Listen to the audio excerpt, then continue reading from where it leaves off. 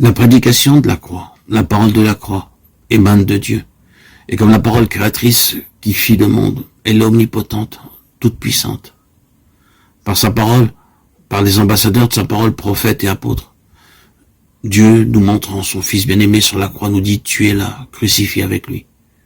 Et si de toute notre âme nous répondons qu'il en soit ainsi, Amen. La prédication de la croix devient aussitôt en nous la puissance de Dieu. Elle est la puissance de Dieu en tous ceux qui croient. Il arrive qu'aux époques de transition de crise, le croyant est enclin à se détourner du chemin de la foi, pour retourner aux œuvres de la loi et retomber sur lui-même. Ce fut là l'écueil où la foi des Galates menaça de sombrer. Peut-être avaient-ils perdu la joie qui avait accompagné leur conversion. Peut-être n'avaient-ils pas compris toute la signification du calvaire.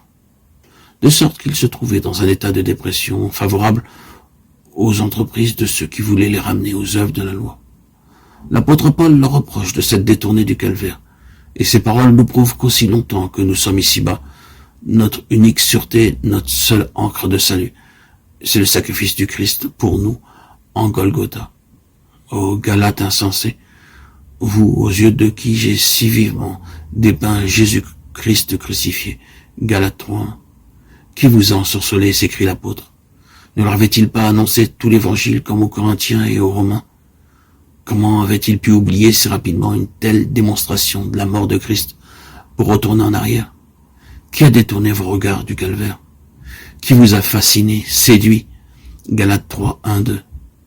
Seriez-vous assez insensé pour revenir aux œuvres mortes? Lorsqu'ils avaient regardé au crucifié, ils avaient reçu l'Esprit en croyant simplement au message de la foi. Ils avaient alors fait l'expérience que la prédication de la croix était bien la puissance de Dieu.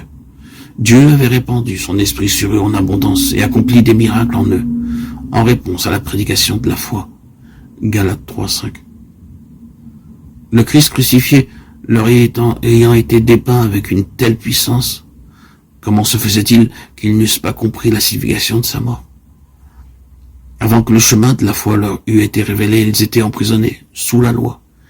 Galates 3:23. Parce qu'ils ne pouvaient pas accomplir la loi.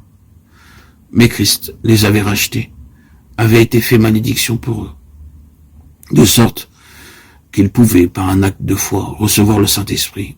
Galates 3:13-14.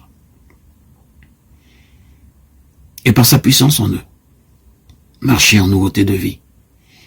Avaient-ils oublié que c'était par la foi en Jésus-Christ qu'ils étaient devenus enfants de Dieu, et que tous ceux qui avaient été baptisés en Christ avaient revêtu Christ? Galates 3:27.